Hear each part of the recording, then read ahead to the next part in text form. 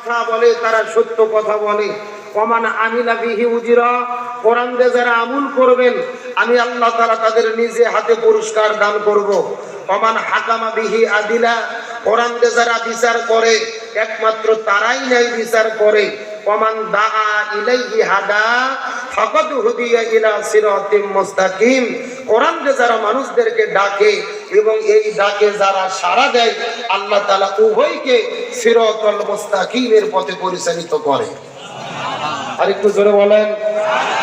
তবে কোরআনের মাহফিলে এসেছি, সর্বপ্রথমে ভূমিকায় আমাদের জানতে হবে এই কোরআনের হক হলো চারটি। চিৎকার করে বলেন কয়টি? 1 নম্বর কোরআন পড়তে হবে, 2 নম্বর কোরআন বুঝতে হবে, 3 নম্বর কোরআন নিজে আমল করতে হবে, আর 4 নম্বর কোরআনের বিধান জমিনে বাস্তবায়ন করতে হবে। গভীর মনোযোগ লক্ষ্য করুন। কোরআনের 4টি হক যদি আপনি আদায় করতে যান, কোরআন পড়লে কোনো বিপদ হবে না, কোরআন আপনি বুঝলে কোনো বিপদ হবে না, কোরআন নিজে মানলে কোনো বিপদ হবে না। কিন্তু যখনই কোরআন বিধান জমিনে কায়েম করতে যাবেন তখনই আপনাদেরকে বিপদের মধ্যে পড়তে হবে। যদি বলেন প্রমাণ, আমাদের ইমাম, বড় ইমাম ইমাম আবু হানিফা রাহমাতুল্লাহ আলাইহি যতদিন কোরআন পড়েছে তার কোনো বিপদ ছিল না, কোরআন বুঝেছে তার কোনো বিপদ ছিল না, নিজে আমল করেছে তার কোনো বিপদ ছিল না। যখন ইমাম আবু হানিফা রাহমাতুল্লাহ আলাইহি ওই কোরআনের বিচার জমিনে ফয়সালা করতে গিয়েছে তখনই তাকে 3 বছর জেলে বন্দী থাকতে হয়েছে।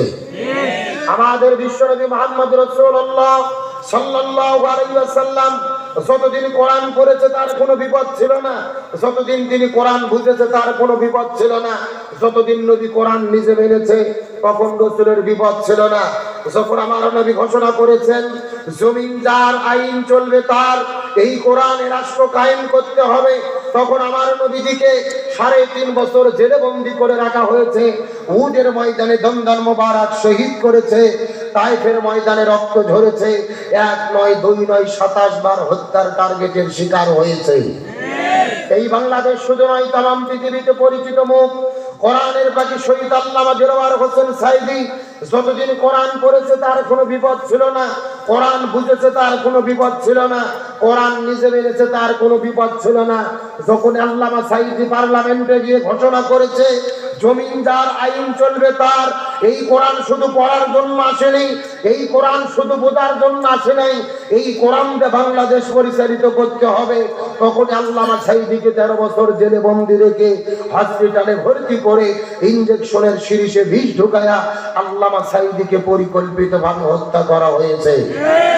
তার মানে বোঝা গেল কোরআন পড়লে বিপদ হয় না, কোরআন বুঝলে বিপদ হয় না, কোরআন নিজে মানলে বিপদ হয় না, কিন্তু কোরআনের বিধান জমিনে কায়েমের আন্দোলন করতে গেলে বিপদ হয়। এখন আলোচনা শুরু করার পূর্বে বলতে চাই, যশোরের মুসলমান এই কোরআনের 4টে হক আদায় করতে রাজি আছেন? জোরে বলেন রাজি আছেন? সুতরাং আজকের প্রোগ্রামের শুরুতে শপথ গ্রহণ করি, কোরআন পড়বো, কোরআন বুঝবো, কোরআন দিয়ে জীবন করবো। এই কোরআনের 4টে হক আদায় করতে গিয়ে প্রয়োজনে ঘর ছাড়বো, বাড়ি ছাড়বো, নবীর তরিকায় জেলে বন্দী হবো, শরীর থেকে রক্ত ঝরাবো, তারপরও কোরআন ছাড়া হব না। কার কারণ রাজি আছেন? 2টি হাত আল্লাহকে তুলে দেখা দেন। একজন দেখবেন দেখি।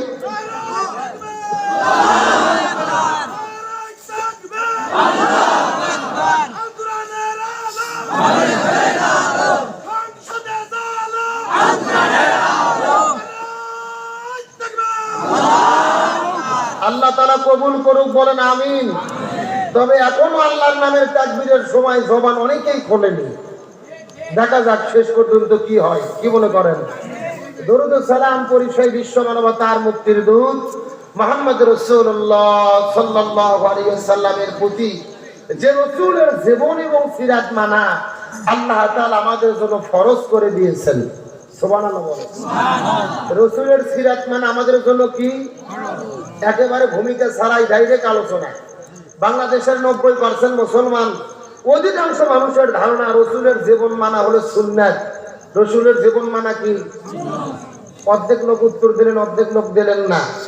সম্পূর্ণ কোরআন বিরোধী বক্তব্য যে রাসূলের জীবন মানা সুন্নাত, যেটা ভুয়া কথা। রাসূলের জীবন এবং আদর্শ মেনে চলাকে ফরজ করেছেন কে? তাহলে সকলে চিৎকার করে বলবেন, রাসূলের সিরাত মানা কি? রাসূলের আদর্শ মানা কি? এখন ফরজ কি আব্দুল সালাম যুক্তিবাদীর কথাই হবে, সভাপতির কথাই হবে? ফরজ হতে গেলে হুকুম লাগবে কার? আরো ধরে বলেন। আমার যে বন্ধুগণ মুসলমান ভাইরা গভীর মনোযোগ লক্ষ্য করুন, কোন দিকে নজর নেই, কোনো দিকে তাকাতাকি নেই। কোরআন হাদিসের আলোকে চুম্বক কিছু কথা বলার পরে বিদায় নিয়ে চলে যাওয়ার চেষ্টা করব। আমার আল্লাহ তাআলা কোরআনুল কারীমের মধ্যে কত চমৎকার করে বলেন, কুল ইন কুনতুম তুহিব্বুনাল্লাহা ফাত্তাবিউনি ইউহিব্বুকুমুল্লাহ ওয়া ইয়াগফির লাকুম যুনুবাকুম ওয়াল্লাহু গফুরুর রহিম। আরো জোরে বলেন দিকে আল্লাহু আকবার। সূরা আল ইমরান 3 নম্বর পারা 13 নম্বর পৃষ্ঠার 4 নম্বর লাইন 4 নম্বর উপরে 31 নম্বর আয়াতে কারিমা। তাফসীর ইবনে কাসির, তাফসীরে কাবির, তাফসীরে কুরতুবী, তাফসীরে মুনির, তাফসীরে মারিফুল কোরআন, তাফসীরে কাসিম, তাফসীরে তাবারি, তাফসীরে ফি জিলালিল কোরআন, তাফসীরে তাফসীরুল কোরআন। এই আয়াতের উপর ভিত্তি করে 1 নয় 2 নয় অন্তত 10টা তাফসীর গ্রন্থ আমি দেখেছি। এই আয়াতের মধ্যে আল্লাহ তাআলা এত পরিমাণ কথা বলেছেন। এই আয়াতের উপর ভিত্তি করে বর্তমান প্রেক্ষাপটকে নীল করে যদি আলোচনা শুরু করা হয়, আলোচনা চলতে চলতে দিনের পর দিন চলে যাবে, মাসের পরে মাস চলে যাবে, তারপরও আলোচনা শেষ হবে না। জোরে বলা যাবে কি মারহাবা। এই বছরের মুসলমান গভীর মনোযোগ লক্ষ্য করুন। এই আয়াতের মধ্যে আল্লাহ সর্বপ্রথম ডাকতে বললেন, কুল, হে রাসূল আপনি বলে দেন, तमाम পৃথিবীর মানুষদেরকে জানায়া দেন, ইন কুনতুম তুহিব্বুনাল্লাহ, মানুষেরা যদি আমি আল্লাহ আমার ভালোবাসা পেতে চাই, আমি আল্লাহ আমার সান্নিধ্য লাভ করতে চাই, এখন আমি আপনাদের জিজ্ঞাসা করি, বলেন তো আমরা আল্লাহর ভালোবাসা চাই কি চাই না? আল্লাহর সন্তুষ্ট চাই কি চাই না? কারা কারা আল্লাহর ভালোবাসা চাই যদি হাত তুলে দেখান। লিল্লাহি তাকবীর। এই দশম ফেকর গাছার মুসলমান গভীর মনোযোগ। আল্লাহ তাআলা ডাকতে বলেন, ইয়া রাসূলুল্লাহ, तमाम পৃথিবীর মানুষদেরকে জানায়া দেন, মানুষেরা যদি আমি আল্লাহ আমার ভালোবাসা দিতে চাই, সান্নিধ্য লাভ করতে চাই, तमाम পৃথিবীর মানুষদেরকে জানাই দেন, আমি আল্লাহ যদি আমার ভালোবাসা পেতে চাই, আপনার বান্দাদেরকে কাজ করতে হবে একটি। চিৎকার করে বলেন কয়টি? আপনার উম্মতদেরকে আমল করতে হবে একটি, আর সেই কাজ হলো ফাত্তাবিউনি, আপনার উম্মতেরা যেন আপনি নবী আপনাকে অনুসরণ করে। সুবহানাল্লাহ বলেন। আপনাকে কি করে? এ ভালো করে বোঝেন আলোচনার মেইন টপিক।